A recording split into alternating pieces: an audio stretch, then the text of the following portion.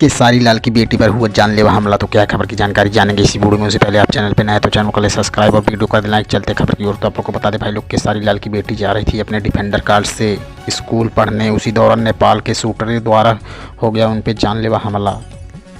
अभी तक तो पुष्टि नहीं हो पाई है उन्होंने क्यों किया था कीर्ति यादव पे हमला। केसारी लाल सीबीआई जांच की कर रहे हैं मांग। तो आपको क्या लगता है सीबीआई जांच दे दी जाएगी केसारी लाल की बेटी पे? सुनने में आ रहा है कि केसारी लाल की बेटी पर जानलेवा हमला द्वारा बचा लिया गया है, क्योंकि डिफेंडर कार था बुलेट प्रूफ। गोली तो चली लेकिन बुलेट प्रूफ कांच होने के द्वारा नहीं लग पाई कीर्ति यादव पर गोली।